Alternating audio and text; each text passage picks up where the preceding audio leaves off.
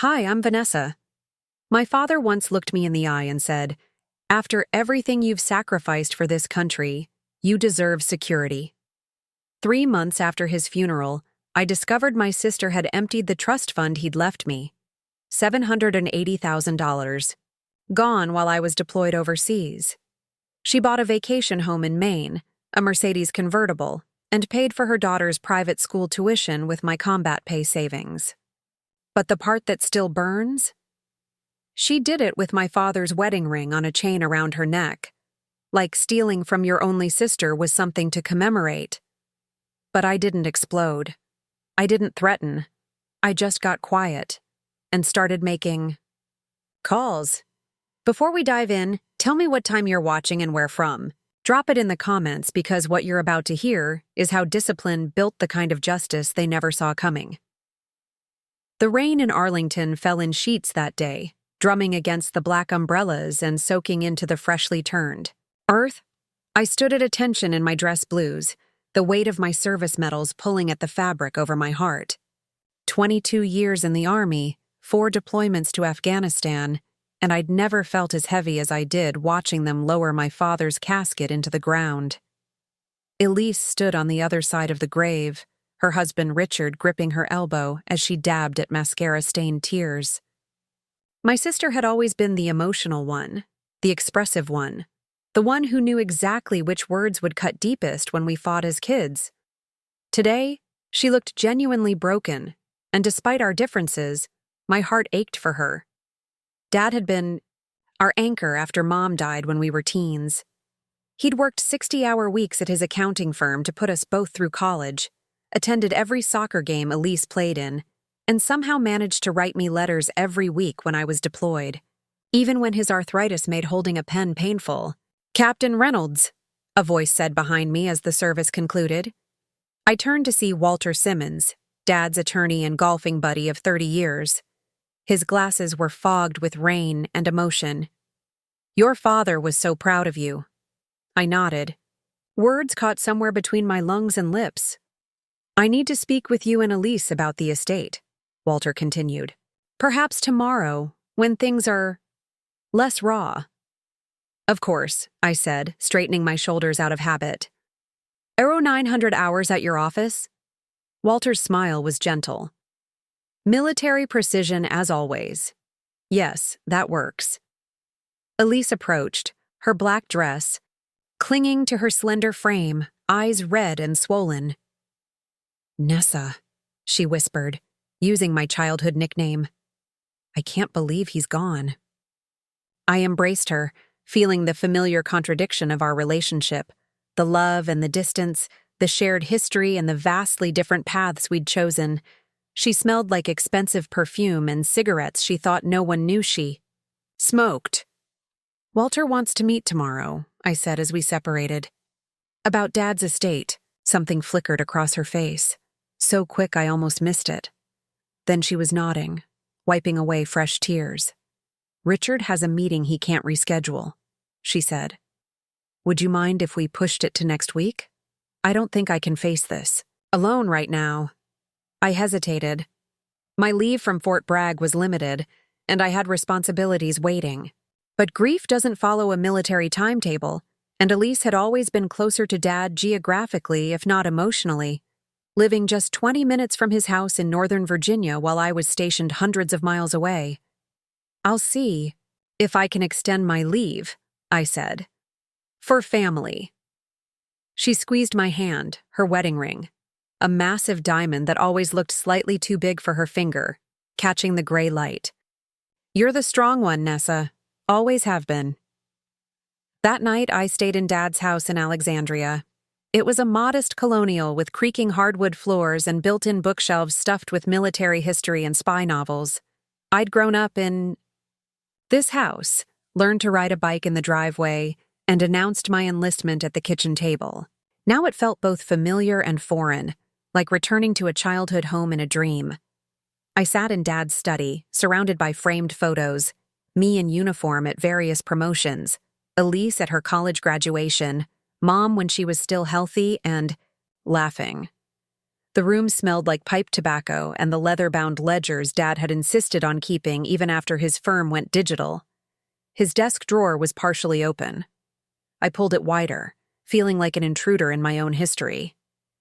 Inside was a manila envelope with my name written in Dad's careful block letters. I opened it with steady hands that had disarmed explosives in Kandahar, but now seemed strangely unqualified for this task. Inside was a letter, dated 3 weeks before his heart attack. Vanessa, if you're reading this, I've either told you about the changes to my will, or I'm gone and you're being your usual thorough self.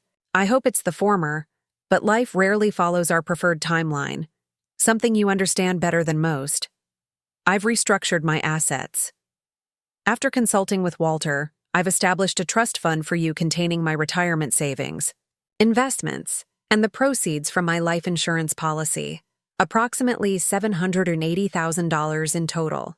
Elise will receive the house and its contents, as she's always been attached to this place, and you've made your home wherever duty calls. This isn't about loving one daughter more than the other. It's about recognizing your sacrifices. While Elise has built a comfortable life with Richard, you've put your country above personal wealth. This money isn't charity. It's security for the life you'll build after the Army, whether that's next year or a decade from now. I'm proud of you both, but in different ways. Elise has given me the joy of watching a grandchild grow. You've given me the honor of telling people my daughter is a hero. All my love. Dad, I read the letter twice, then carefully folded it and returned it to the envelope. Dad had always been fair to a fault, splitting everything from his attention to Christmas presents equally between us. This departure from his lifelong pattern wasn't about favoritism. It was his final attempt to level a playing field that military service had tilted. The next morning, I called Walter's office to confirm our appointment for the following week, accommodating Elise's request. His secretary sounded confused. "Ms. Reynolds, Mr. Simmons met with your sister yesterday afternoon," she said. "She said you couldn't make it due to military obligations." My spine stiffened. "That's not accurate. We agreed to postpone until next week." "Oh." A pause. "I see. Would you like me to have Mr. Simmons call you?" "Yes," I said, the word clipped and precise. "Immediately." I paced the study while waiting for Walter's call, my mind cycling through possibilities, each less charitable than the last. Perhaps there was a misunderstanding. Perhaps Elise had forgotten our agreement. Perhaps Walter had confused the dates. When my phone finally rang, Walter's voice was grave. "Vanessa, I think you should come to my office today if possible." "What's happening, Walter?" He hesitated. "It's better discussed in person." 3 hours later, I sat across from Walter in his wood-paneled office while he explained how Elise had presented documents with my signature, authorizing the immediate dissolution of the trust and transfer of all funds to a joint account. "This is my signature," I said, examining the paper he slid across his desk. The letters were formed exactly as I wrote them, with the slight rightward slant and the distinctive way I crossed my T's. "But I didn't sign this." Walter removed his glasses, pinching the bridge of his nose. "I feared as much. Elise was insistent. Said you'd discussed it after the funeral, that you'd agreed the money would be better used for family needs now, rather than held in trust." "Family needs," I repeated, the words hollow. She mentioned her daughter's education, some property investment. She was quite convincing, Vanessa. I set the document down with military precision, aligning it perfectly with the edge of the desk. "When was the transfer completed?" "Yesterday afternoon. The funds have already been moved." "All of them?" Walter nodded, looking older than his 70 years. "I should have called you directly. I've known your family for decades. I should have verified." I didn't blame Walter. He'd done his job based on seemingly legitimate documentation. The person who forged my signature, however, The sister who'd stood beside me at our father's grave and squeezed my hand and called me the strong one. She had calculated this deception down to the last detail. "Can you reverse it?" I asked. Though I already knew the answer. Not without a court order. And frankly, by the time the legal process concludes, those funds may be difficult to recover. I nodded once, absorbing this like I would a mission brief with unfavorable terrain. "I understand. Thank you for your honesty, Walter." As I stood to leave, Walter called after me. "What will you do?" I paused at the door, thinking of the letter in the manila envelope, of my father's belief in my strength, of the security he'd tried to provide after my years of service to a country that sometimes forgot its veterans once the uniforms came off. "First, I need to gather intelligence," I said, falling back on military terminology like a familiar weapon. "Then I'll develop a strategy appropriate to the situation." Walter's expression was both sad and knowing. "Your father always said you were the tactician in the family." Outside, the Virginia summer heat hit me like a physical barrier. I walked to my rental car without feeling the ground beneath my feet. My phone buzzed in my pocket. A text from Elise. "Staying at Dad's house tonight if you want to come over. We should talk about what to do with his things." I stared at the message, at the casual normality of it, like she hadn't just committed fraud and theft against her only sister. Like $780,000 of my future hadn't just disappeared into her bank account. But I didn't text back threats or accusations. I didn't call her screaming. I didn't drive to Dad's house to confront her. Instead, I set my phone on the passenger seat, adjusted my rearview mirror, and drove calmly to the nearest branch of my bank. I withdrew my savings, much smaller than what had been stolen, but enough to start.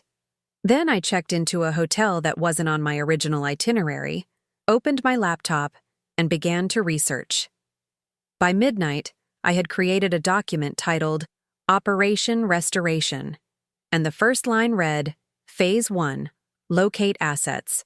Because some battles aren't won with weapons or words.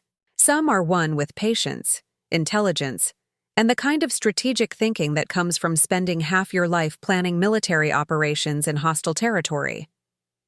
And make no mistake, we were now in hostile territory. The hotel room became my command center for the next 48 hours. I'd learned in the military that the first moments after an ambush are critical. React emotionally, you die. Respond strategically, you survive. This wasn't Kandahar, but the principles held.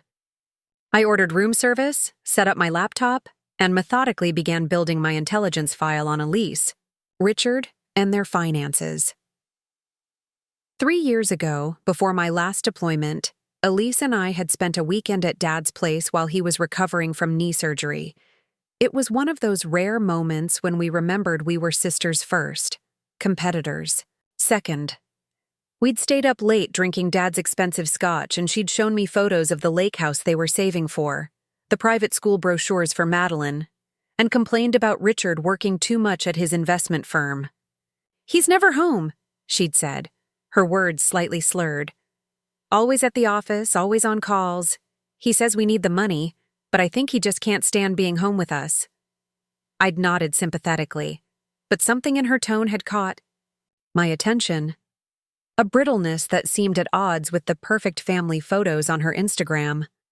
"Is everything okay between you two?" I'd asked. She'd stared into her glass. "We look good on paper. The house, the car, Maddie's school. But it's all held together with credit cards and overtime." Then she'd shaken her head and smiled brightly. "But hey, that's marriage, right? You're lucky being single." I'd assumed it was just the normal complaints of married life, the kind of thing people say after a few drinks. Now I wondered if there had been more truth in those scotch-soaked confessions than I realized. I pulled up their social media accounts. Elise's Instagram was a carefully curated showcase of family perfection. Beach vacations, designer outfits, Madeline's equestrian ribbons. Richard's LinkedIn boasted of promotions and deals closed. Their Christmas cards showed them smiling in coordinated outfits in front of professionally decorated trees. But I knew from my intelligence work in the Army that appearances rarely tell the full story. The most fortified compounds often hide the most vulnerable operations. I opened a new browser tab and searched public property records for Alexandria County. The house they lived in, a sprawling colonial in an upscale neighborhood, had been remortgaged twice in the past 5 years. Their property taxes were marked delinquent for the previous quarter. Next, I called an old Army buddy who now worked in banking. "Hey Marcus, it's Vanessa Reynolds. I need a favor, off the record." Marcus had been my intelligence officer during my second tour.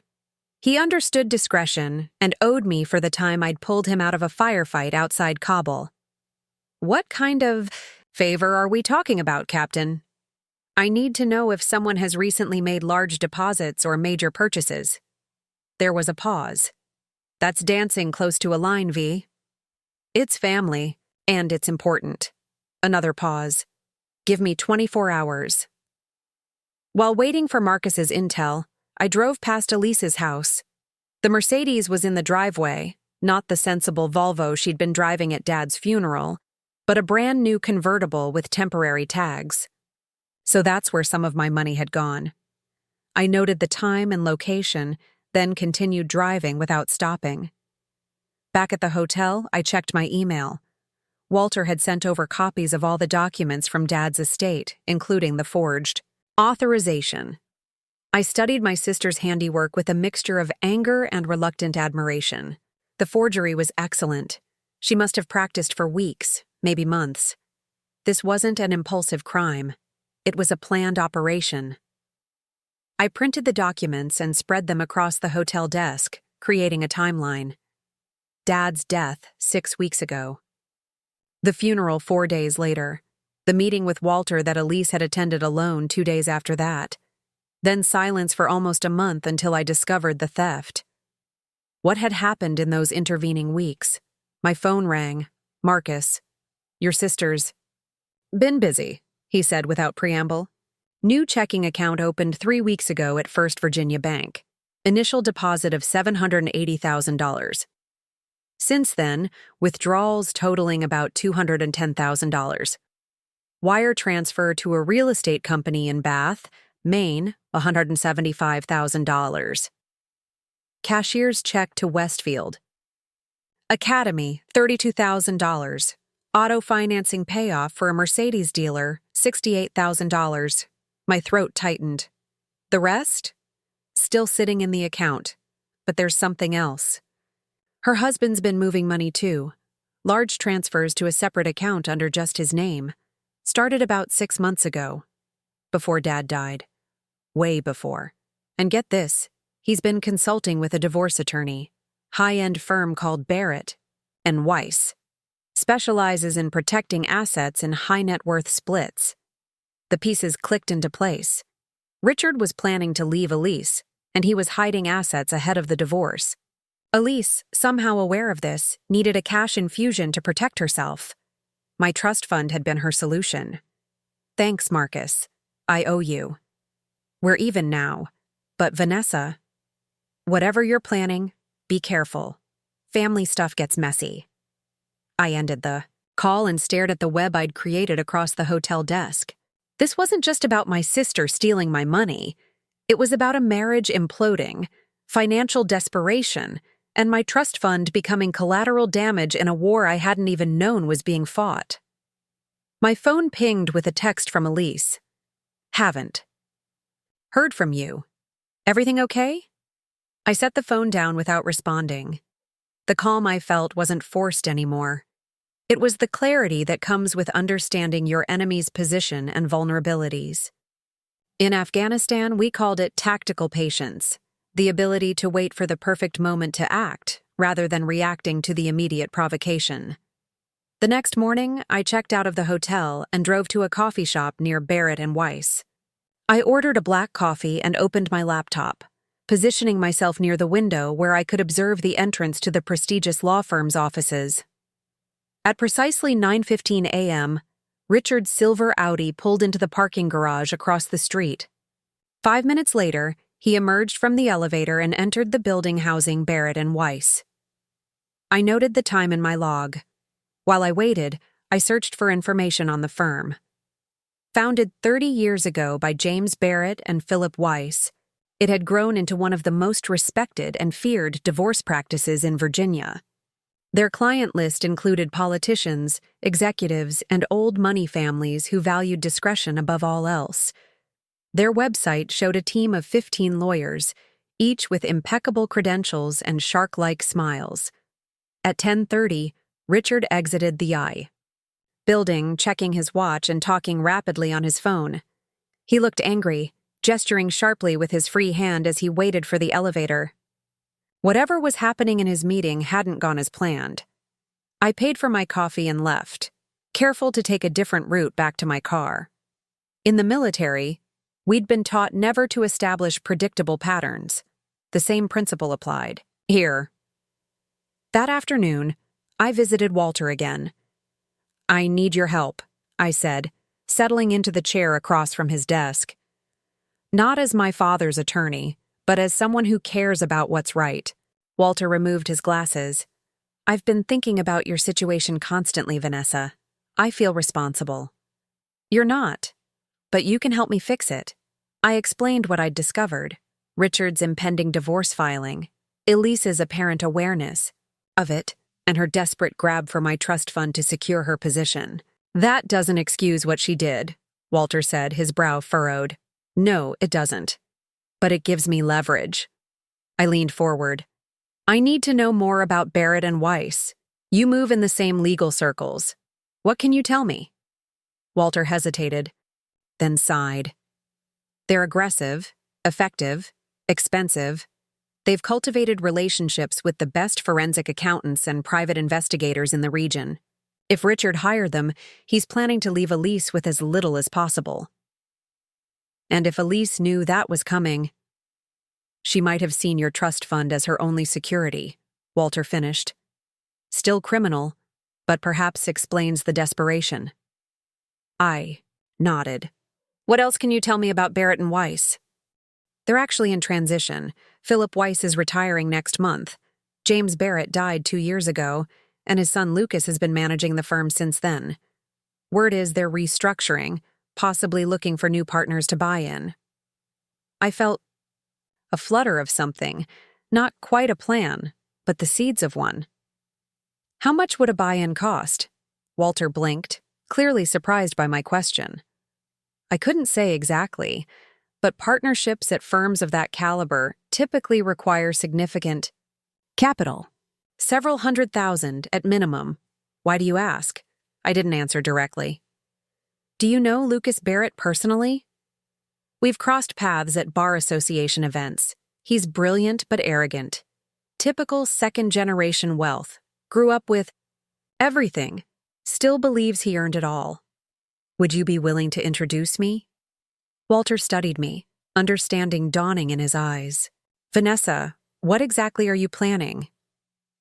I smiled for the first time since discovering my sister's betrayal. "I'm considering a career change. 22 years in the military is enough. Maybe it's time to invest in the private sector." "You're not an attorney." "No, but I understand strategy, intelligence gathering, and tactical deployment. From what you've said, those skills might be valuable to a firm like Barrett and Weiss." I met his gaze steadily. "Especially if they're looking for silent partners with capital to invest." Walter leaned back in his chair, a mixture of concern and reluctant admiration on his face.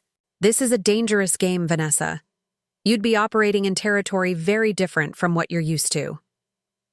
"With all due respect, Walter, I've operated behind enemy lines in some of the most dangerous regions on Earth. I think I can handle a law firm in Alexandria." He was quiet for a long moment, then nodded once. "I'll call Lucas tomorrow. But Vanessa, be careful. The legal world has different rules of engagement than the military." "I'm counting on it," I said, rising to leave. "The military has too many restrictions on how you can neutralize a threat." That evening, I drove to Dad's house. Elise's car wasn't in the driveway, but lights glowed in the kitchen. I parked across the street and waited, watching as shadows moved behind the curtains. After 20 minutes, Elise emerged, dressed in yoga pants and a sweatshirt, and climbed into her new Mercedes. I noted the time in my log and continued waiting. 10 minutes later, Richard's Audi pulled into the driveway. He entered the house using his own key, stayed for exactly 12 minutes, then left carrying a briefcase that he hadn't brought in with him. More assets being removed, I guessed, or perhaps documents he needed. I waited until he'd been gone for 15 minutes, then approached the house. Using my own key, Dad had given it to me years ago, I entered silently. The house smelled different. Elise's perfume hung in the air, mixed with something unfamiliar. I moved through the rooms like I was on patrol, noting changes. Dad's favorite reading chair was gone from the study. The family photos had been rearranged to feature more pictures of Elise, Richard, and Madeline. The liquor cabinet had been restocked with expensive brands Dad would never have bought. In his bedroom, now clearly occupied by my sister, I found what I was looking for, Dad's leather-bound address book. I slipped it into my pocket and continued my reconnaissance. On the kitchen counter was a stack of mail. I quickly sorted through it, taking photos of anything relevant with my phone. Bills in Richard's name being sent to Dad's address, a brochure for lakefront properties in Maine, a tuition statement from Westfield Academy, and, most tellingly, a letter from a different law firm addressed to Elise, its envelope already opened. I removed the letter carefully, using the edge of my sleeve to avoid fingerprints. It was from Henderson and Associates, confirming an initial consultation regarding divorce proceedings. So Elise wasn't just reacting to Richard's plans. She was making her own counter moves. And my trust fund was ammunition in her arsenal. I replaced the letter exactly as I'd found it, and made one final sweep of the house before leaving as silently as I'd entered. In the car, I updated my log with everything I'd observed, then made a new entry. Phase 2. Infiltrate Barrett and Weiss. The military had taught me that when you can't outgun your opponent, you change the battlefield. Elise had stolen my financial security.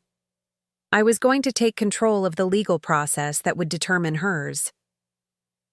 As I drove away from Dad's house, no longer the home I remembered but a staging ground for my sister's deception, I felt a strange calm settle over me.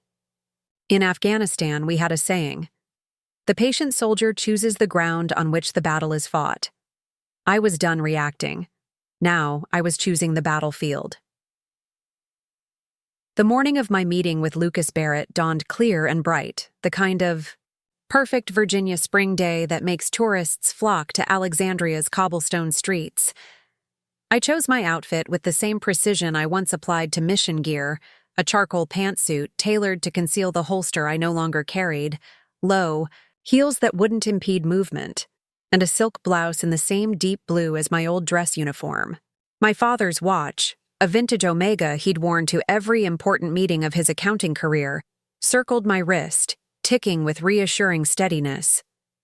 Walter had arranged the introduction with an efficiency that reminded me why Dad had trusted him for decades. "Coffee meeting at the Capitol Grill," he'd said. "Casual, but not too casual. Lucas likes to size people up in neutral territory before inviting them to the firm." I'd spent the previous day preparing as if for a high-stakes mission briefing. My hotel room walls were now covered with printouts. Barrett and Weiss's organizational structure. Profiles of key partners. Financial estimates based on comparable firms. News clippings about recent high-profile divorces they'd handled. In my military days, we called this knowing the terrain. In this new battlefield, information was my most valuable weapon. The Capitol Grill occupied prime real estate in the Adai, heart of Alexandria's business district, its dark wood and brass fixtures projecting exactly the kind of old money confidence that attracted clients like Richard. I arrived 15 minutes early, military habit, and selected a table with clear sight lines to both entrances. The hostess raised an eyebrow but didn't comment as I requested a specific seating arrangement. At precisely 9:00 a.m., Walter arrived with Lucas Barrett in tow. Barrett was younger than I'd expected, early 40s at most, with the polished good looks of someone who'd never had to worry about whether his suits were bespoke or his shoes were Italian. His handshake was firm but carefully calibrated, the greeting of a man who'd learned that every interaction was a negotiation. "Captain Reynolds," he said, his voice carrying the faint traces of an East Coast boarding school. "Walter speaks highly of your unique background." "Thank you for making time," I replied, matching his neutral tone. "I understand you're in a period of transition at the firm." His eyebrows rose slightly. Clearly, he hadn't expected me to address the business situation so directly. Good. In my experience, mild disorientation made people more likely to reveal information. "Walter mentioned you're exploring civilian career options," Barrett said, skillfully redirecting as a waiter appeared with coffee. Walter, sensing his role as facilitator was complete, excused himself with practiced diplomacy. "I've got a client. Meeting across town. I'll leave you two to get acquainted." As Walter departed, Barrett's posture shifted subtly, shoulders squaring, chin lifting. This was his natural state, evaluating, calculating, looking for leverage. I recognized the stance because I'd adopted it myself countless times in war rooms and strategic briefings. "So, Captain," he began, stirring his coffee with precision, "what exactly brings a decorated military officer to my doorstep?" Walter was intriguingly vague. "I'm interested in your firm," I said simply. "More specifically, in the partnership opportunity I understand is available with Philip Weiss's retirement." Barrett's coffee spoon paused mid-stir. "That's not public information." I allowed myself a small smile. "I've spent my career gathering intelligence, Mr. Barrett. It's a habit that transfers well to civilian life." "Call me Lucas," he said, recovering quickly. "And while I'm impressed by your research skills, Barrett and Weiss typically looks for partners with legal backgrounds, experience in family law specifically." "I'm not looking to practice law," I clarified. "I'm interested in a silent partnership. Capital investment in exchange for equity and a seat at the table when strategic decisions are made." His expression shifted from polite dismissal to genuine curiosity. "That's an unusual proposition." "I'm an unusual candidate." "And what would Barrett and Weiss gain from this arrangement, beyond the obvious financial injection?" This was the opening I'd been waiting for. I leaned forward slightly, lowering my voice. "My military career specialized in intelligence operations and strategic planning in high-risk environments. I understand how to gather information discreetly, how to identify vulnerabilities, and how to develop tactical advantages in contentious situations." I paused, letting the implications sink in. "Isn't that essentially what your firm does for clients facing divorce?" Barrett studied me with new interest. "Those are certainly transferable skills, but divorces are legal battles, not military ones." "All conflicts follow similar principles," I countered. "Know your enemy better than they know themselves. Control the flow of information. Anticipate moves 3 steps ahead. Secure valuable assets before engagement begins." I met his gaze steadily. "Tell me that doesn't describe your approach to high-net-worth divorces." He didn't respond immediately, instead taking a measured sip of his coffee. When he finally spoke, his tone had shifted from dismissive to evaluative. "How much capital are you prepared to invest?" $500,000, I said without hesitation. It was most of what remained. In my sister's account, according to Marcus's intel. Money I intended to recover, one way or another. Barrett nodded, clearly impressed, despite himself. "That's a serious figure. May I ask how a career military officer has access to that kind of capital?" "Family trust," I said, the half-truth rolling easily off my tongue.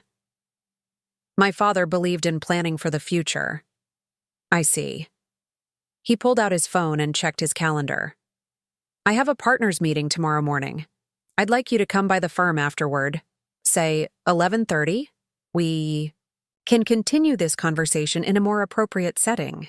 I'll be there, I said, extending my hand to seal the arrangement. As Barrett walked away, I remained at the table, outwardly composed while my mind raced through next steps. Phase 2 was proceeding according to plan, but I needed to accelerate. My timeline. Richard's divorce filing could come any day, and I needed to be positioned inside Barrett and Weiss before that happened. Back at the hotel, I called Marcus for an update on the financial tracking. Nothing new on your sister's account, he reported. The remaining funds, about $570,000, haven't moved. But I did find something interesting about her husband. He's been liquidating investment accounts and transferring the proceeds to an offshore entity in the Caymans. Classic pre-divorce asset hiding. Timeline? Stepped up significantly in the past week. My guess? He's getting ready to pull the trigger on filing. Thanks, Marcus. One more thing. Any movement on property transactions in Maine? The wire transfer? I mentioned went to Coastal Properties LLC. They specialize in luxury vacation homes along the mid-coast. From what I can tell, she put down a deposit but hasn't closed on anything yet. I thanked him and ended the call, then pulled up property. Listings in Bath, Maine on my laptop. The area was known for historic homes with water views and price tags to match. Exactly the kind of status symbol Elise had always coveted. I scrolled through listings until I found one with a sale pending notice matching the approximate amount of my sister's wire transfer. A Victorian masterpiece with a private dock and guest cottage listed at $1.2 million. My phone buzzed with a text from Elise. Are you avoiding me? Getting worried. Call me, please. I set the phone aside without responding. The time for direct communication would come, but not yet. First, I needed to secure my position at Barrett and Weiss. That evening, I drove past Richard and Elise's home, continuing my surveillance pattern. Both cars were in the driveway, but the house was unusually dark for 8 p.m.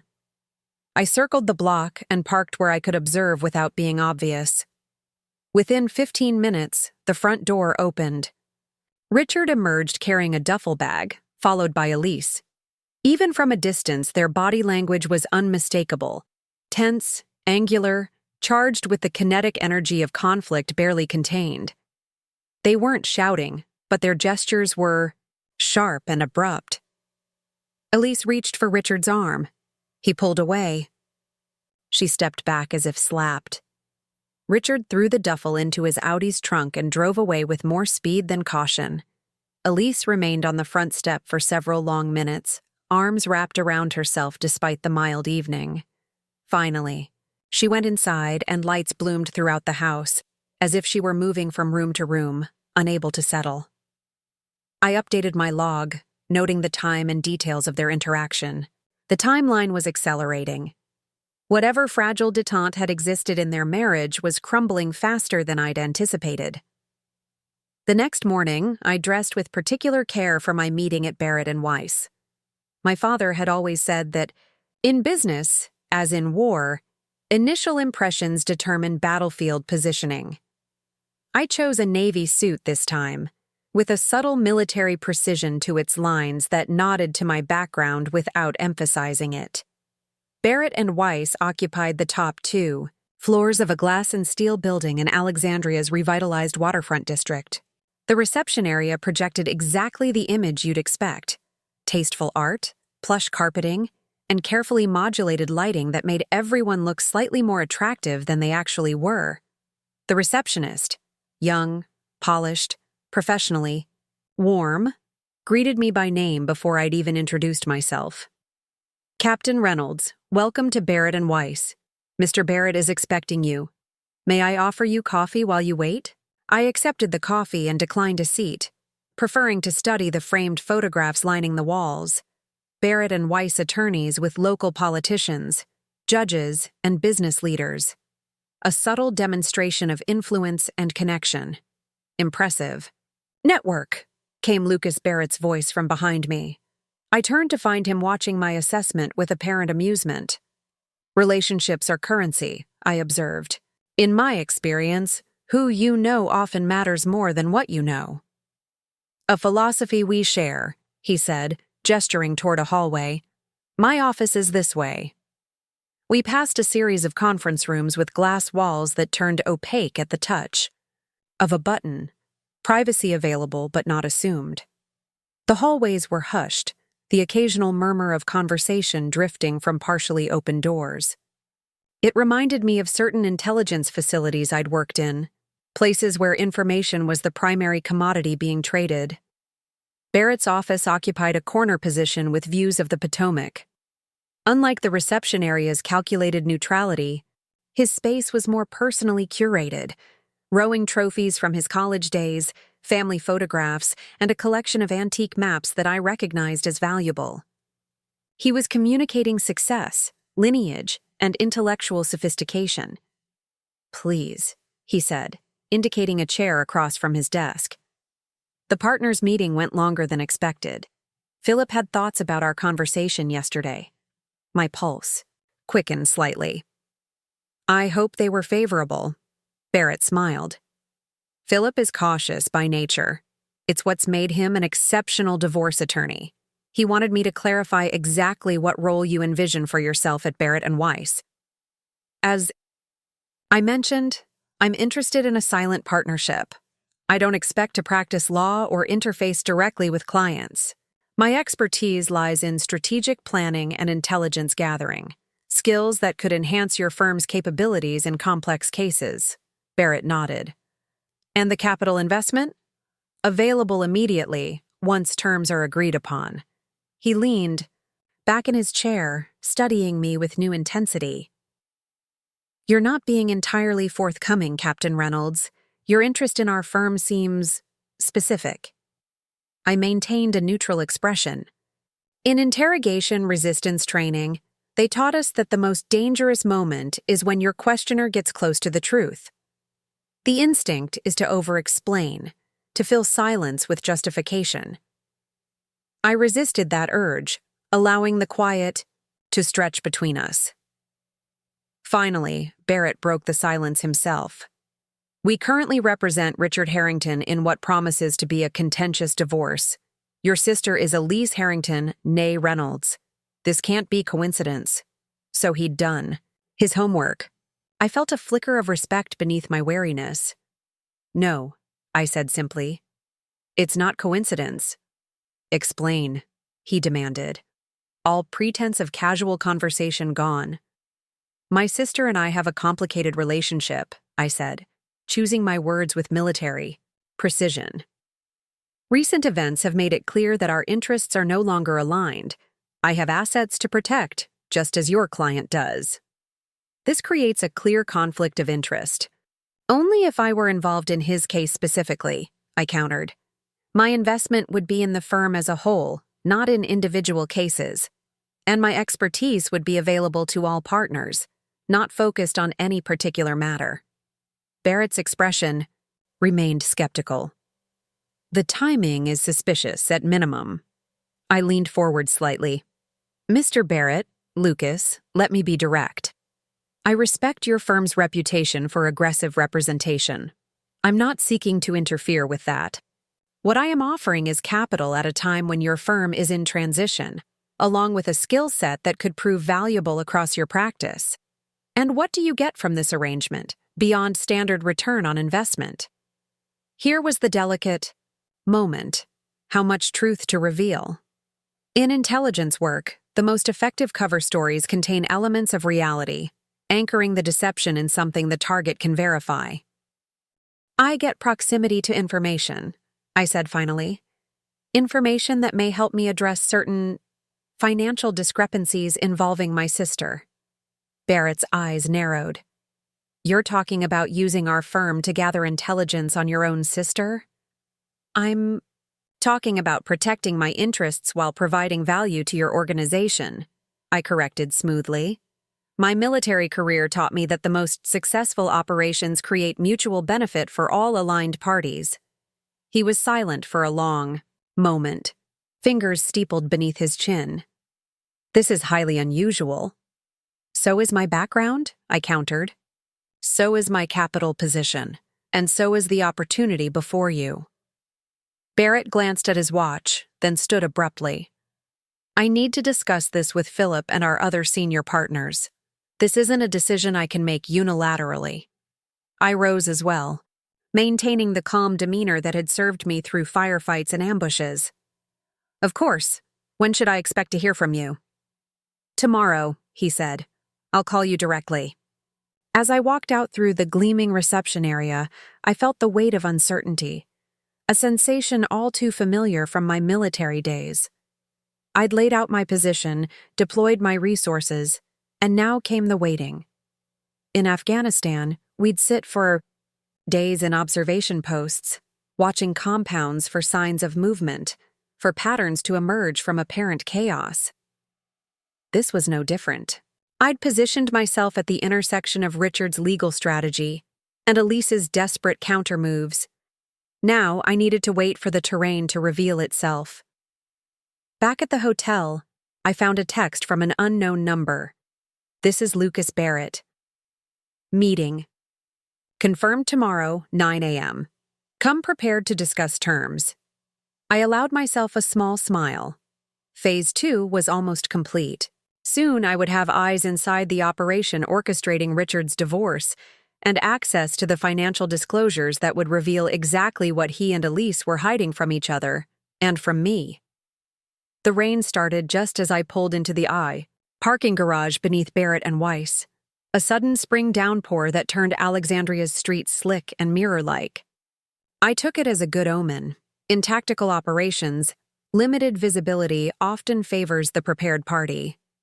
By the time I rode the elevator to the firm's reception area, my heartbeat had settled into the steady rhythm I recognized from combat, alert, but controlled, ready for whatever came next.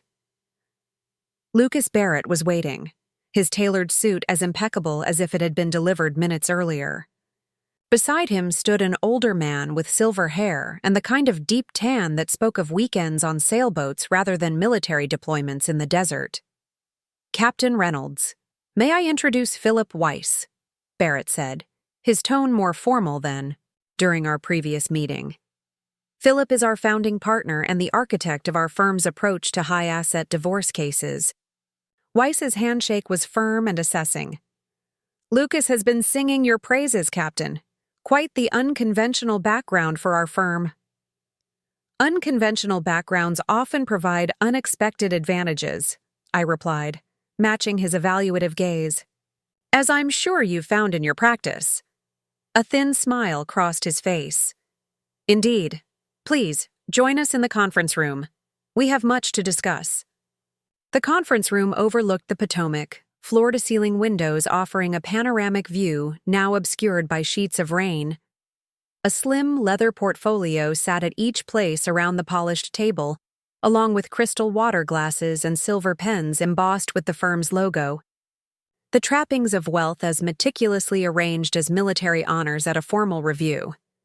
Barrett closed the door with a soft click and activated a switch that turned the glass walls opaque.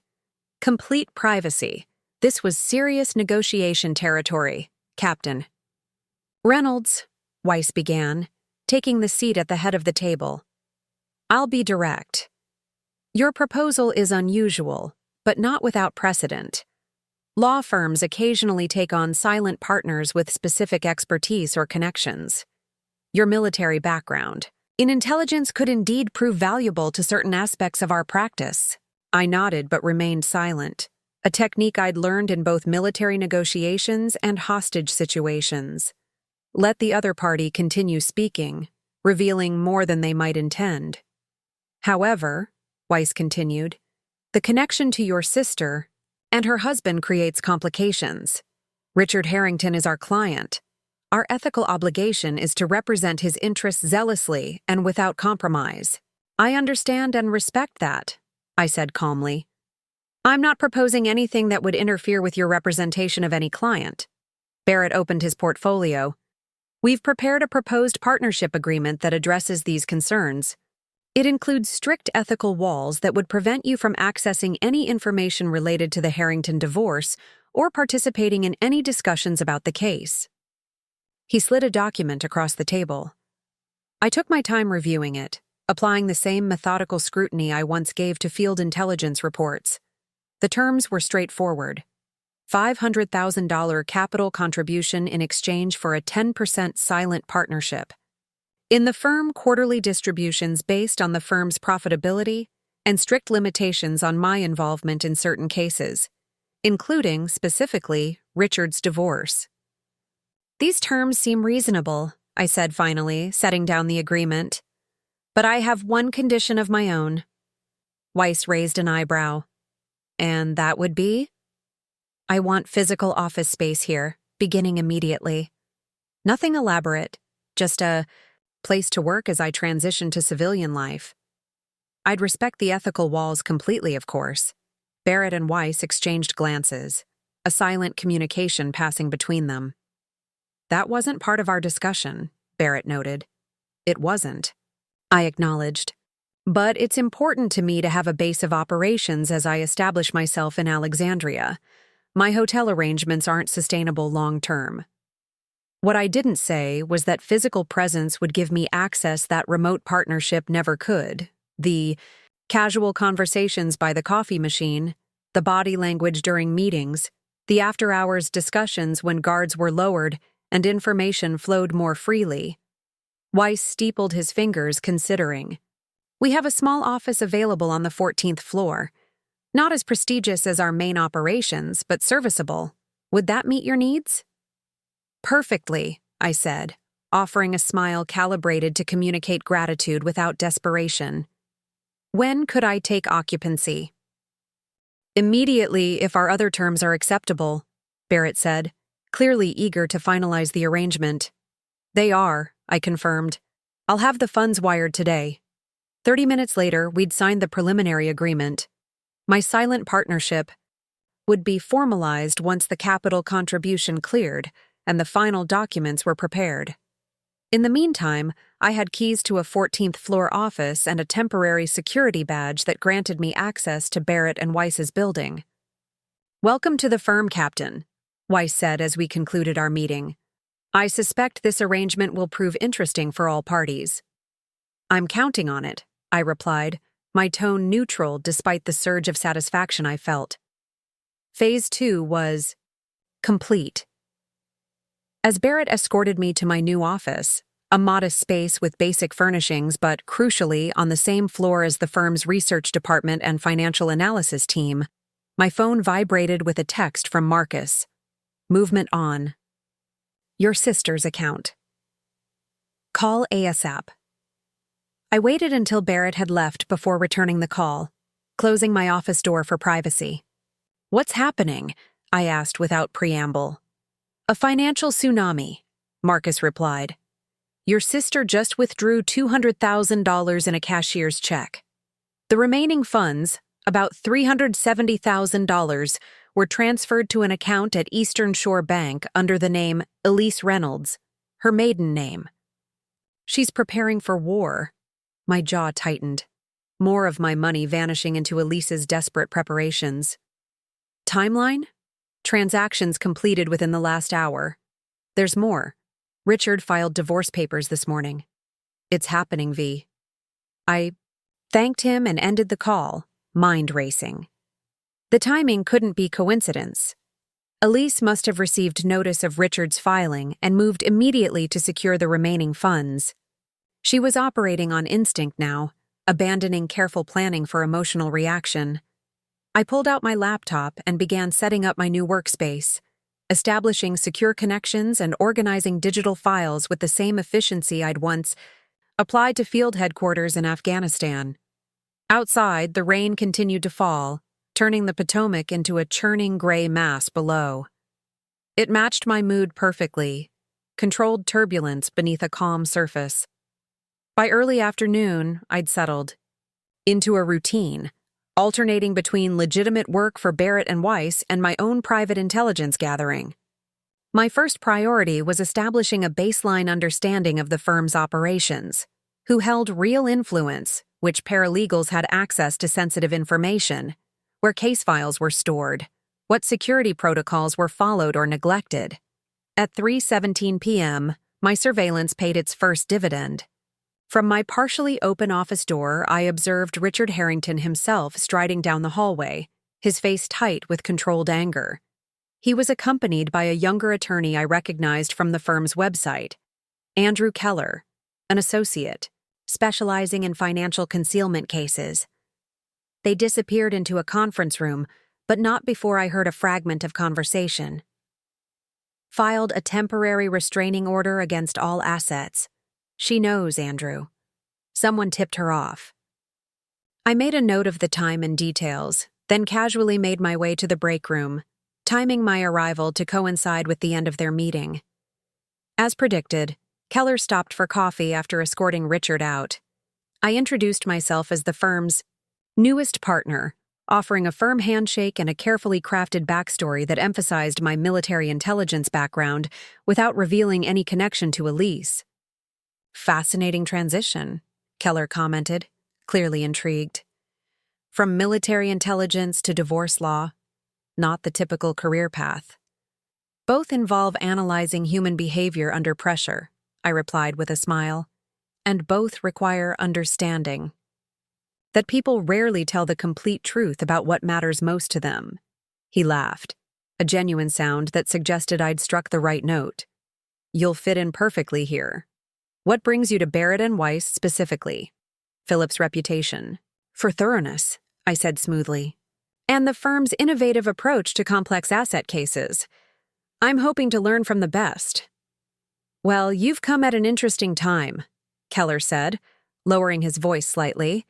We're handling some high-profile matters that are pushing legal boundaries.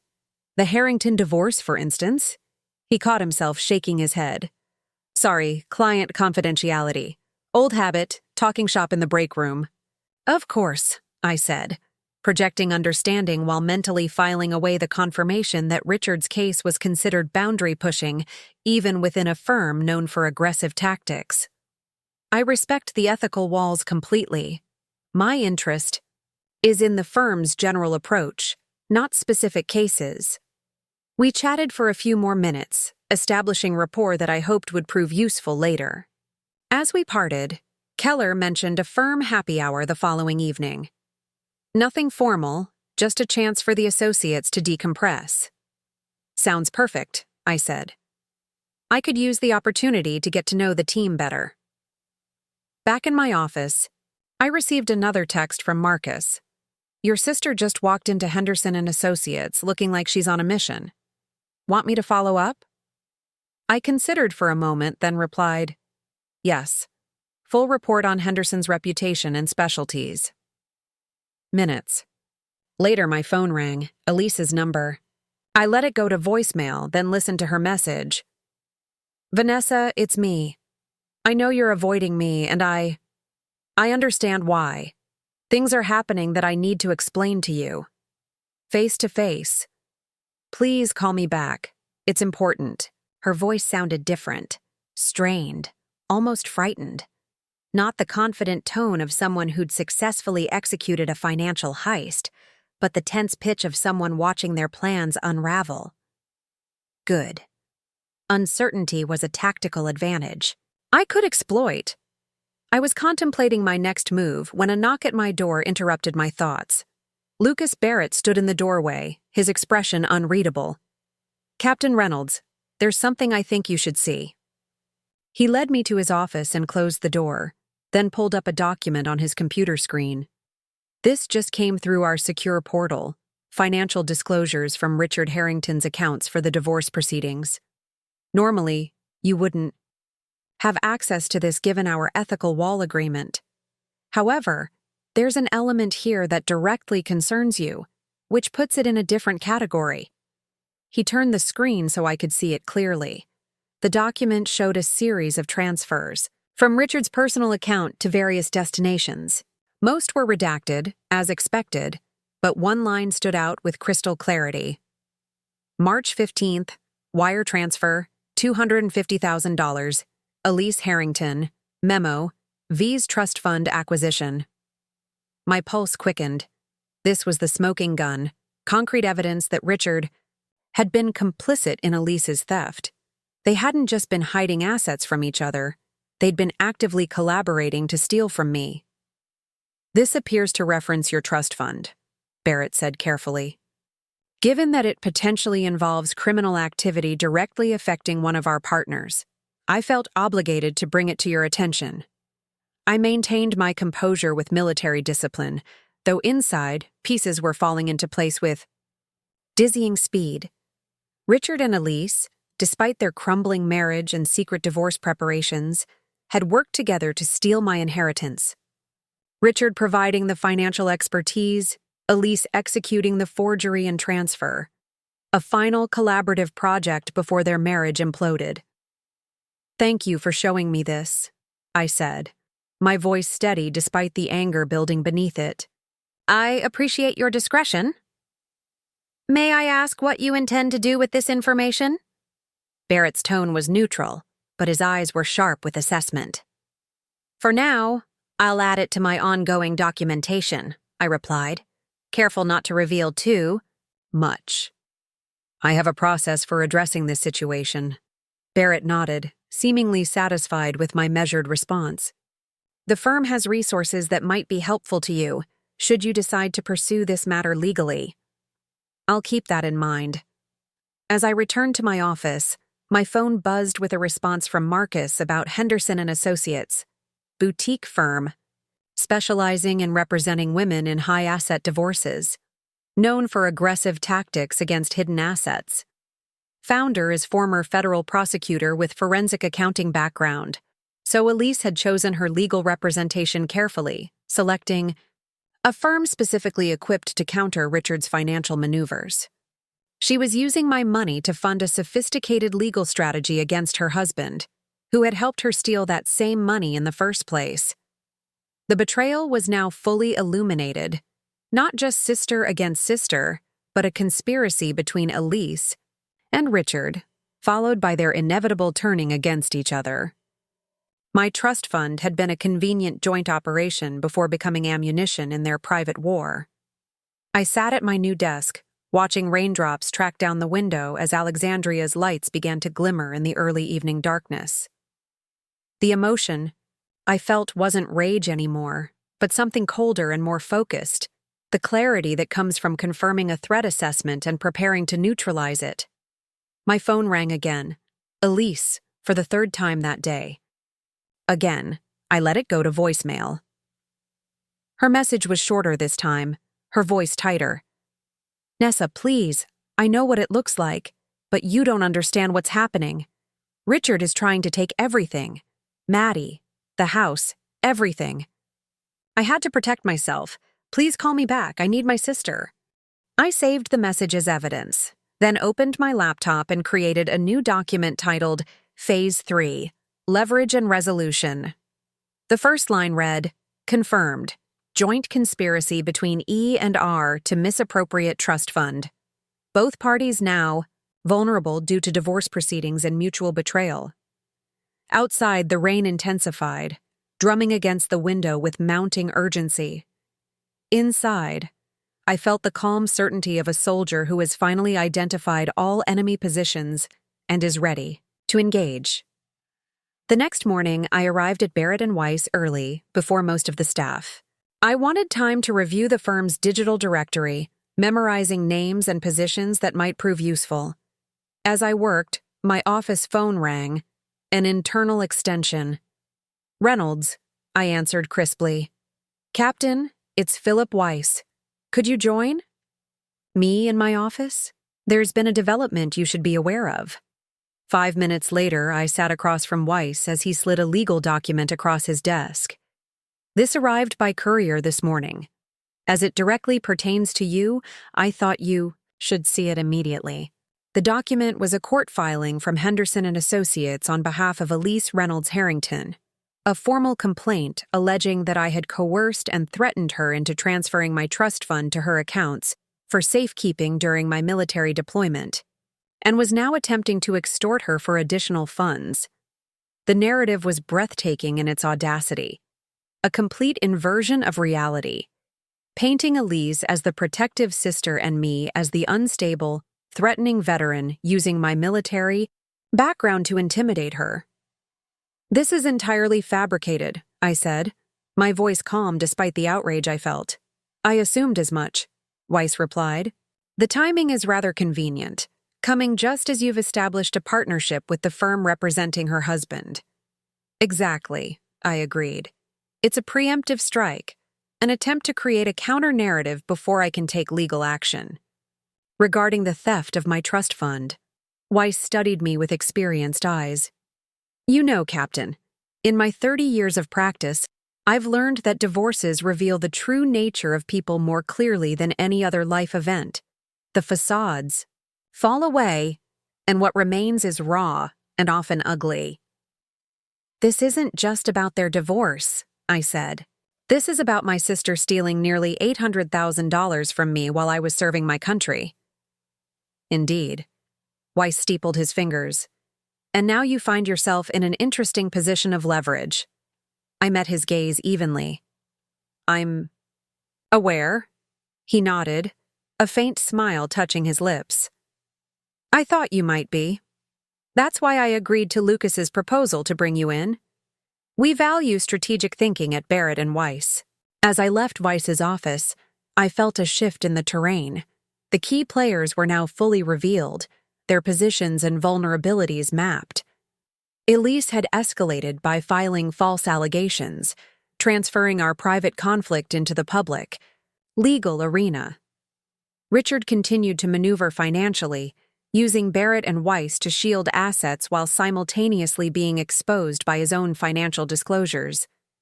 And I now stood at the intersection of it all, with access to information, legal, resources, and the element of surprise.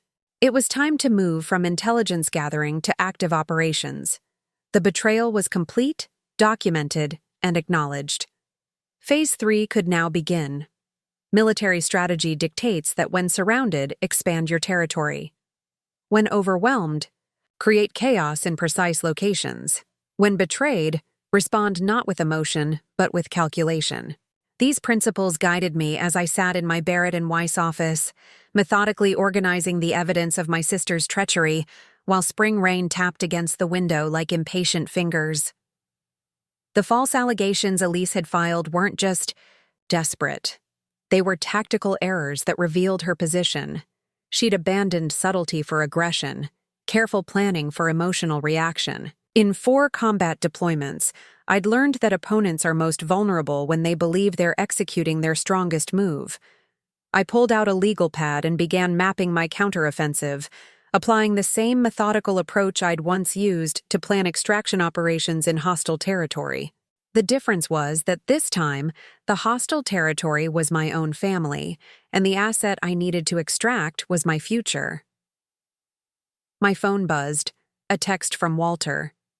"Need to speak with you urgently. Can you come to my office at 3? I confirmed the meeting and returned to my planning. By noon, I had a preliminary strategy mapped out across 3 fronts: legal, financial, and personal. Each required different assets, different timing, different pressure points. The military teaches you to synchronize operations across multiple domains: ground, air, intelligence. This was no different, just with different terrain. At precisely 3 p.m., I walked into Walter's office to find him looking graver than I'd seen him since Dad's funeral. He gestured to the chair across from his desk. "Vanessa, I've received a disturbing call from Diane Henderson. She's representing Elise in both the divorce and this situation with you." He removed his glasses, a gesture I recognized as his way of transitioning to difficult topics. "She claims Elise has evidence that you threatened her with physical harm if she didn't safeguard your trust fund while you were deployed." I kept my expression neutral. "That's completely fabricated." "I know," he said quickly.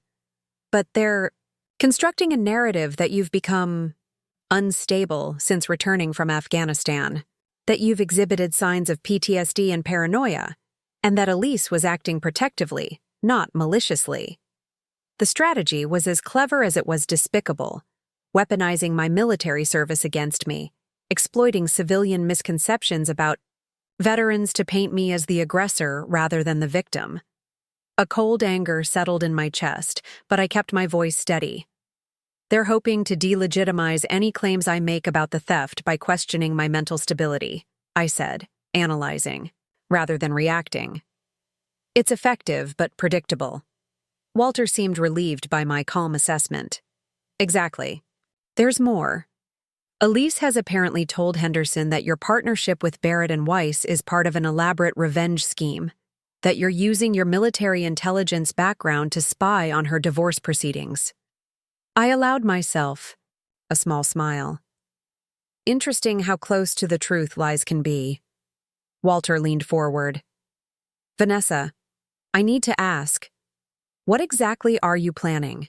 I agree that Elise's actions were reprehensible, but this is escalating in ways that could damage everyone involved. I'm planning to recover what's rightfully mine, I replied simply, and to ensure that those who conspired to take it from me face appropriate consequences.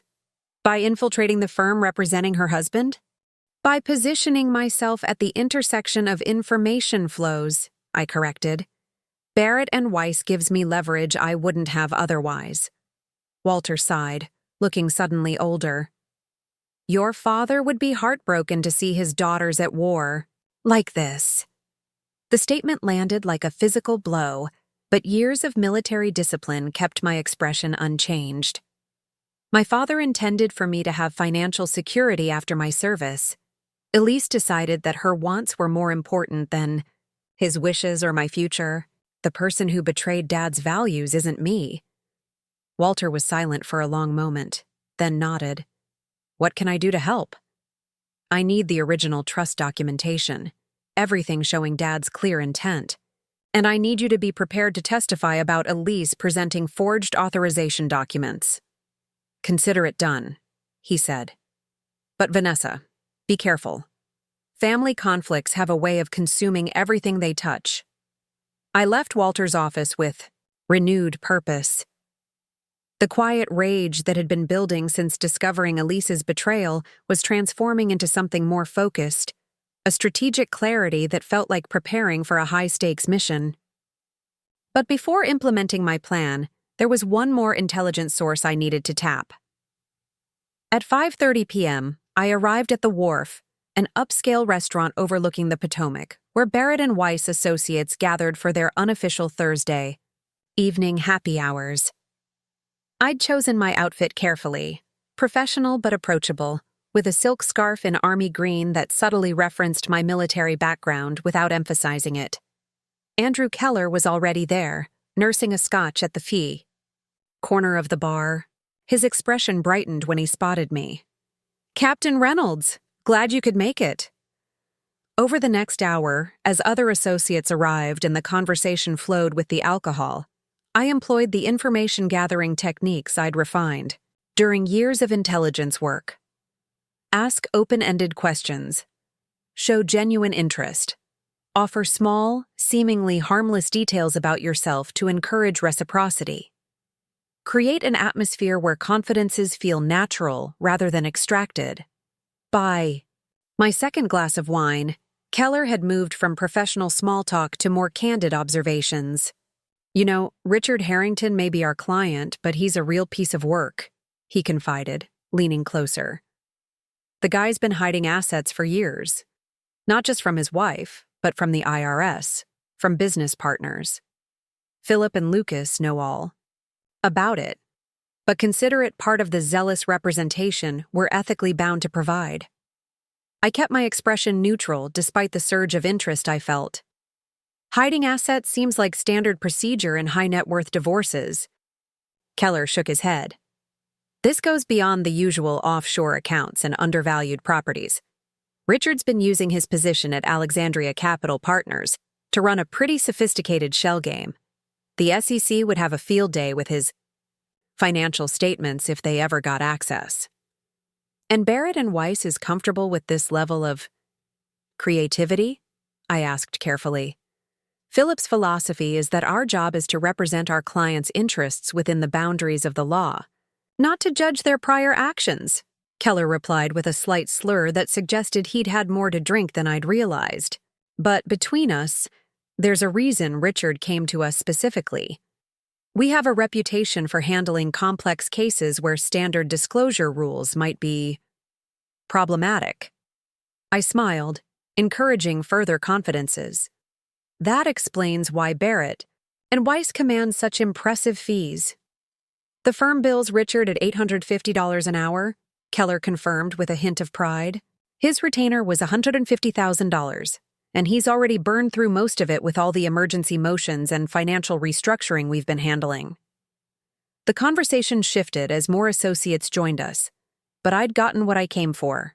Confirmation that Richard's financial vulnerabilities extended beyond his divorce. He wasn't just hiding assets from Elise. He was potentially engaged in activities that could interest federal regulators. Back at my hotel room that night, I added this new information to my strategic map. Richard's vulnerability created leverage.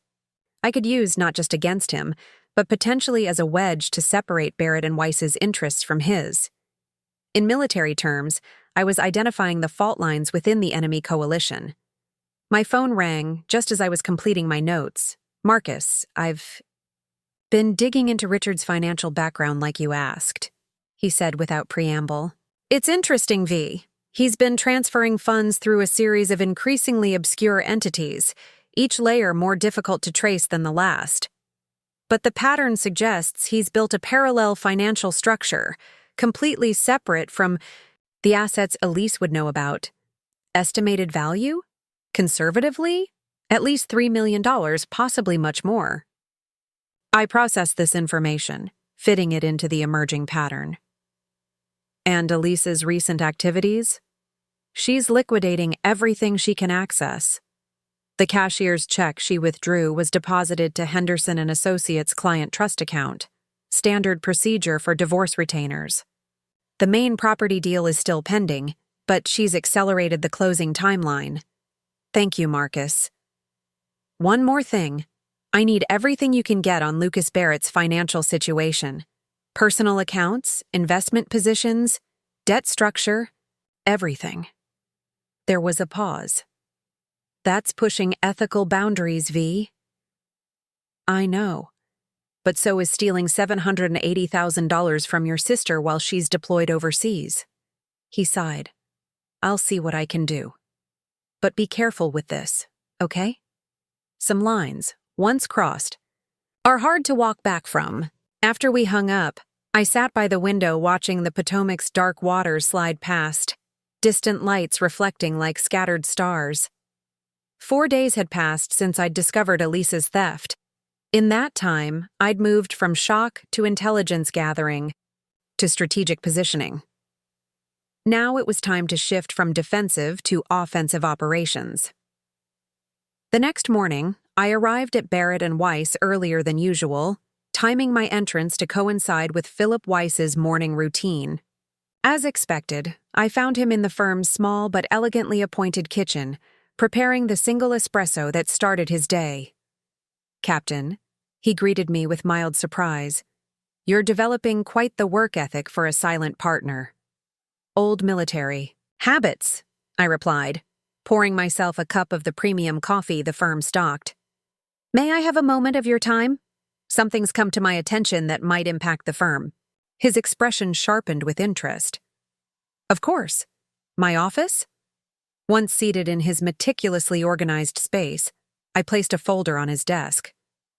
I've been gathering documentation related to my sister's misappropriation of my trust fund.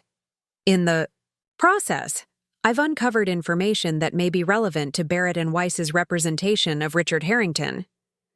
Weiss opened the folder cautiously.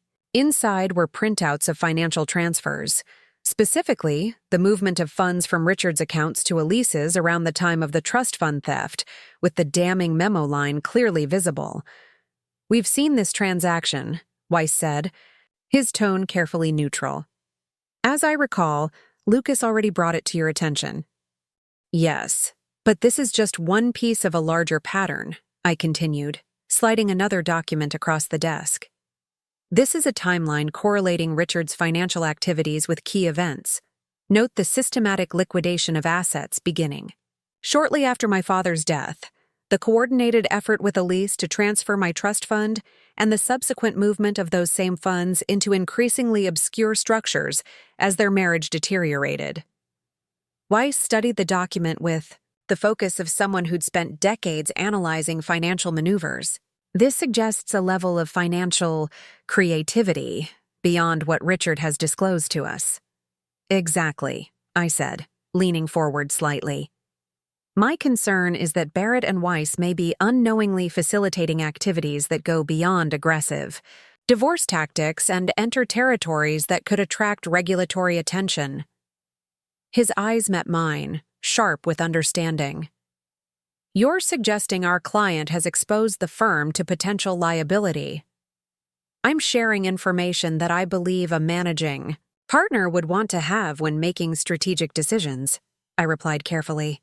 As someone with a financial stake in Barrett and Weiss, I have an interest in ensuring the firm's reputation remains untarnished.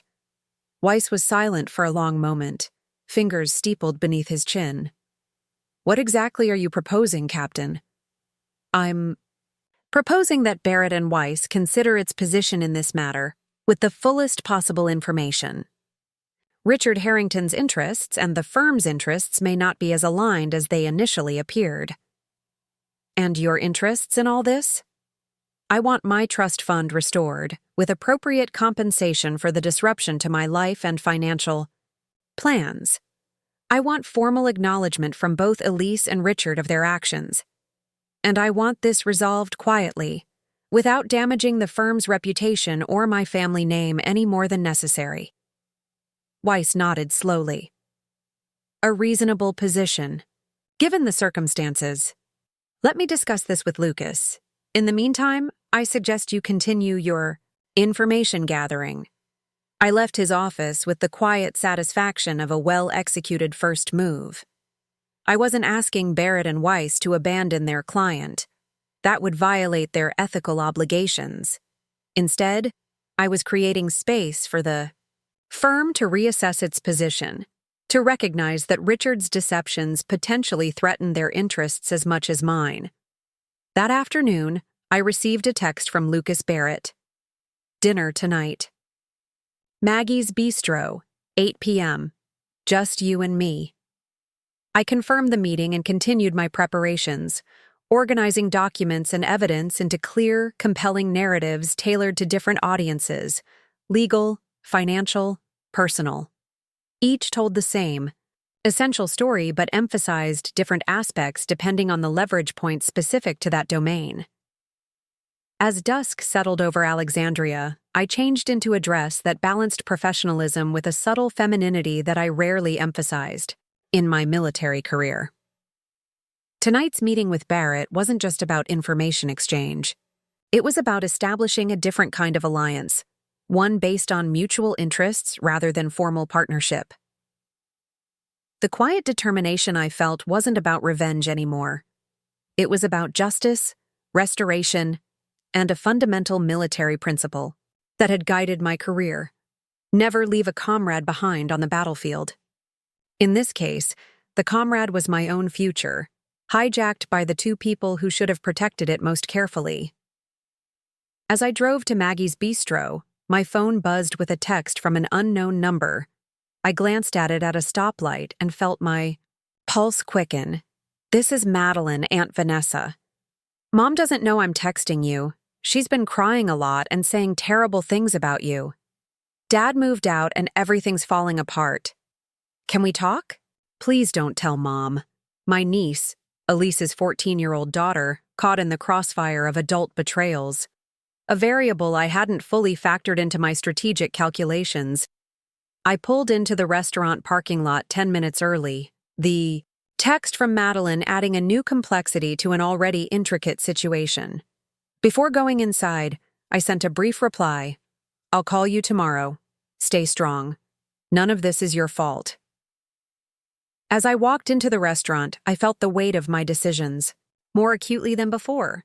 The quiet rage that had propelled me through the past days was still there, but tempered now by the reminder that collateral damage in this conflict would affect an innocent teenager, one who, despite everything, was family. Phase 3 was proceeding, according to plan, but the endgame was becoming more nuanced than simple recovery and retribution. The decisions I made in the coming days would determine not just the restoration of my financial security, but the shape of whatever remained of my family when the dust settled. I spotted Lucas Barrett at a corner table, watching the door with the assessing gaze of someone accustomed to evaluating opponents across negotiating tables. As our eyes met, I straightened my shoulders slightly, the unconscious military bearing that never quite leaves you, and prepared to advance the next phase of operations. The final agreement was signed by 3 p.m. By 5 p.m., the paperwork transferring the Shenandoah property to me was complete. By 7 p.m., Richard's retainer had been transferred to my account, and by 9 p.m., I was sitting in my hotel room, a glass of Dad's favorite scotch in hand, looking at property listings in Alexandria, not just temporary accommodations, but a home, where I might eventually build a new chapter of my life. The next morning, I met with Walter to finalize the remaining legal details.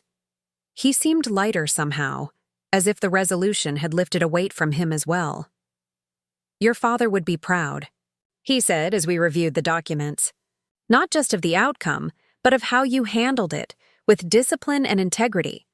Even though I infiltrated a law firm and leveraged confidential information?" I asked, allowing a hint of wry amusement to color my tone. Walter's eyes crinkled with unexpected humor. Robert was an accountant who believed in playing by the rules, but he also admired strategic thinking. He used to say that the letter of the law matters, but so does justice. You found a path to both. I sipped my coffee, considering his words. I'm not sure Elise would agree with that assessment. "Elise made choices that created this situation," Walter said, his tone gentle but firm. "The consequences she's facing are directly tied to those choices. That's not retribution, Vanessa. It's accountability." As I gathered my things to leave, Walter handed me an envelope. "One more thing. I found this in your father's papers. It was marked to be given to you on the event of your retirement from the military. But under the circumstances, I think now is the appropriate time." Inside was a handwritten letter from Dad, dated 2 years before his death. "My dear Vanessa, if you're reading this, you've completed your military service, a career that has filled me with more pride than I could ever adequately express. While I never fully understood the daily realities of your chosen path, I've always admired the clarity of purpose with which you pursued it. The trust fund I've established is not merely financial support, though that aspect is certainly important. It represents something deeper, my belief in your right to choose your next chapter without pressure or compromise. You've given decades to service. Now you deserve the freedom to determine what comes next on your own terms. Whatever path you choose after the military, approach it with the same thoughtfulness and integrity you've demonstrated throughout your career. Remember that true security comes not just from financial resources, but from knowing who you are and what you value. You've always been the strategic thinker in the family, seeing 3 moves ahead while others focus on immediate gains. That quality will serve you well in civilian life, perhaps even more than it did in the military. With all my love and pride, Dad, I folded the letter carefully, touched by the prescience of his words. Dad had somehow understood that my post-military transition would require the same strategic thinking that had defined my service. He couldn't have anticipated the specific circumstances, but he'd known I would need to draw on those core capabilities to build my new life. Over the next few weeks, the pieces of that new life began to fall into place with military precision. I closed on a townhouse in Alexandria's Old Town district, close enough to Barrett and Weiss to walk to work, yet far enough from Elise's neighborhood to avoid unplanned encounters. I began the process of transferring my remaining belongings from storage at Fort Bragg to my new home, and I immersed myself in learning the operational structures of Barrett and Weiss, identifying areas where my intelligence background could add immediate value. Lucas Barrett proved to be a surprisingly compatible professional partner. His legal expertise complemented my strategic capabilities, and he respected the boundaries I established regarding Elise's divorce proceedings, which were continuing without Richard's participation. We developed a comfortable working rhythm, transforming Barrett and Weiss's approach to complex asset investigations in high-value divorce cases. "You've revolutionized our intelligence-gathering capabilities," he commented one evening as we reviewed a particularly challenging case. "The firm's reputation has always been strong, but your contributions have elevated us to an entirely different level." I accepted the compliment with a nod. Military intelligence focuses on identifying patterns that others miss. Divorce cases aren't so different. People hiding assets follow predictable behaviors if you know what to look for. Philip Weiss, initially more cautious about my unconventional role, became an equally strong advocate as he witnessed the results. The firm's revenue increased by 22% in the first quarter following my partnership, largely due to complex cases that would previously have exceeded our investigative capabilities. My personal life developed more slowly, but with equal intentionality. True to my word, I maintained regular contact with Madeline, starting with weekend visits to the Shenandoah property. Initially awkward, our relationship gradually evolved into something genuine as we hiked the mountain trails and worked on renovating the cabin together. At 14, she was hungry for stability and straight talk, both of which I could provide. "Mom's different now," she confided during one such weekend. "She's working as an administrative assistant at a real estate office. It's not fancy, but she says it's a start." I nodded, careful to remain neutral.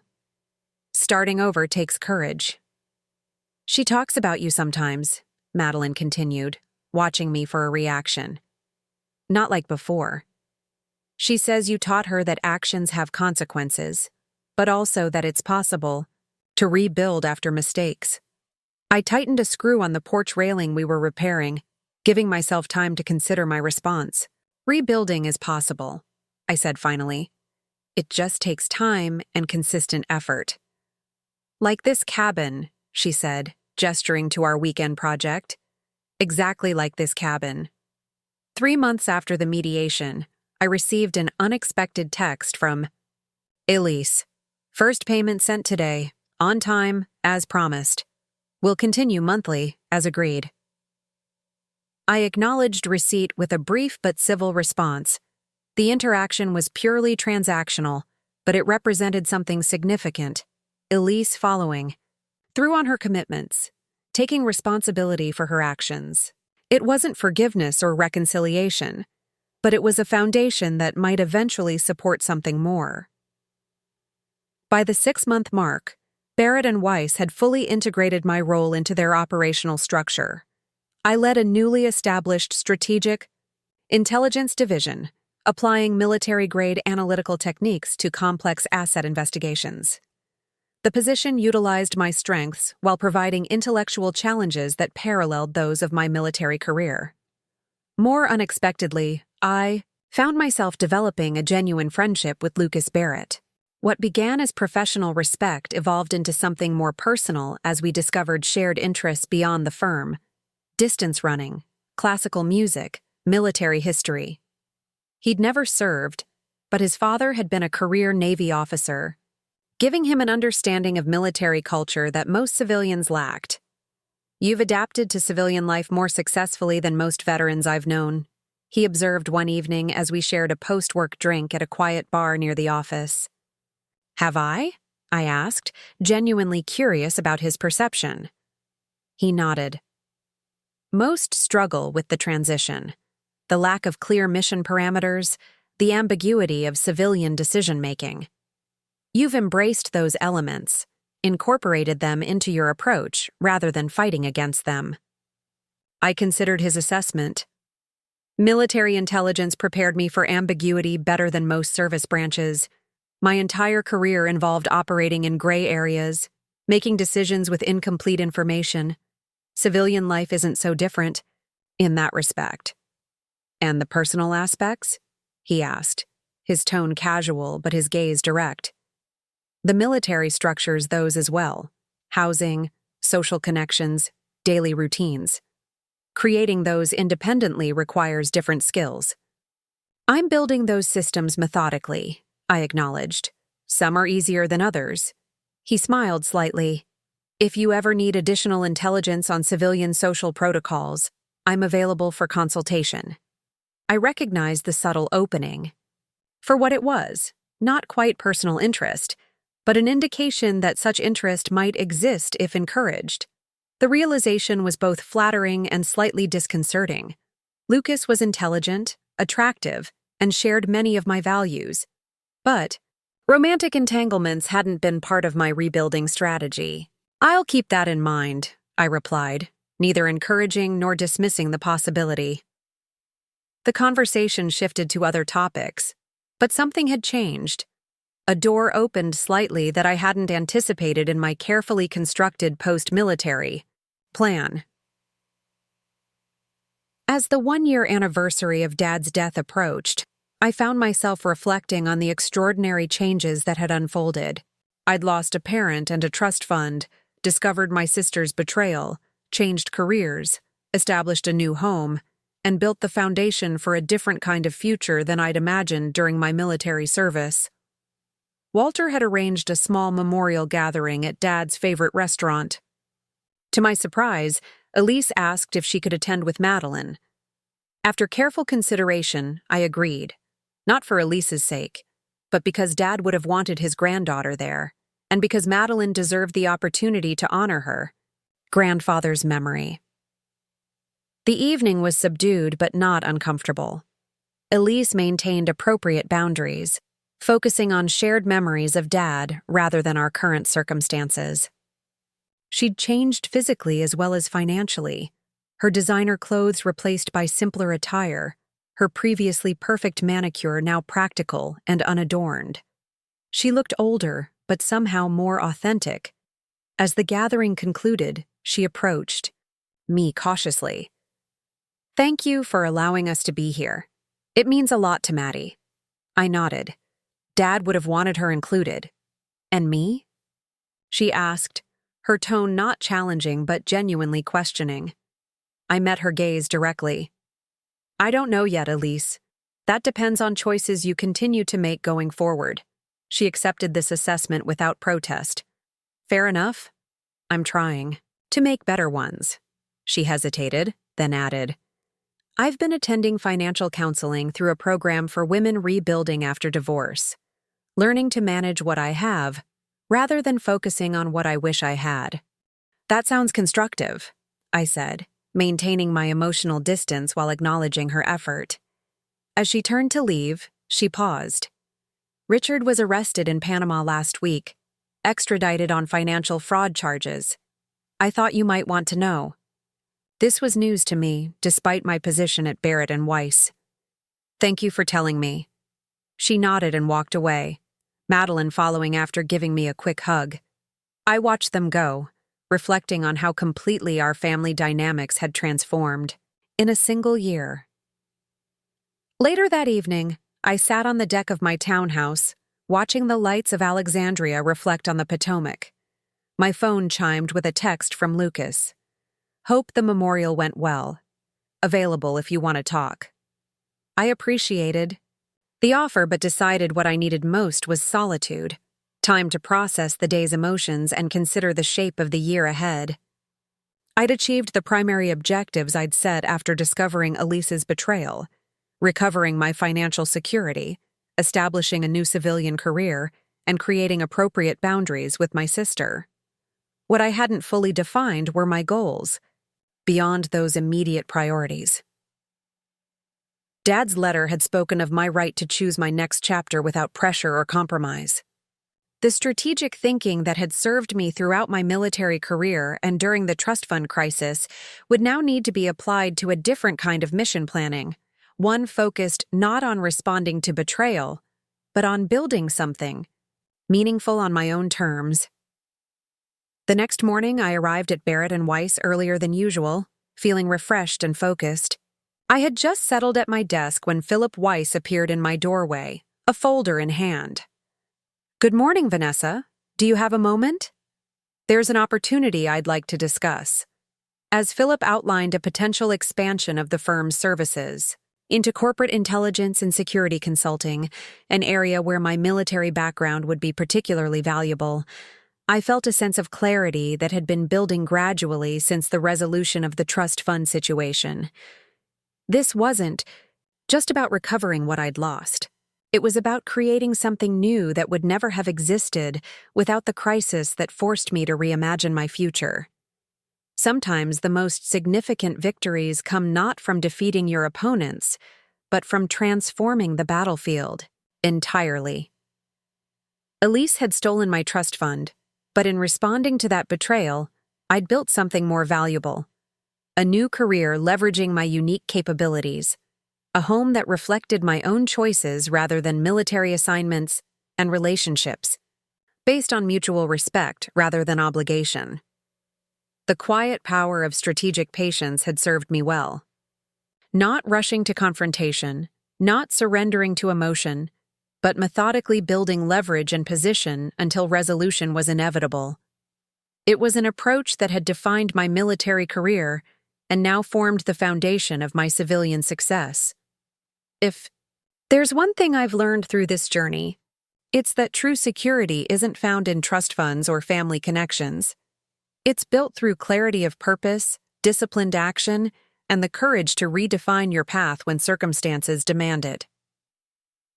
I'm Vanessa Reynolds, and this is how I turned betrayal into opportunity, transforming a stolen trust fund into the foundation for a more authentic future than I could have imagined. Thanks for listening to my story. If it resonated with you, please hit that subscribe button and notification bell so you don't miss my next video, where I'll share more insights on applying strategic thinking to life's unexpected challenges. Drop a comment below if you've ever had to rebuild after betrayal. I read everyone. Remember, sometimes the quietest response delivers the most powerful results.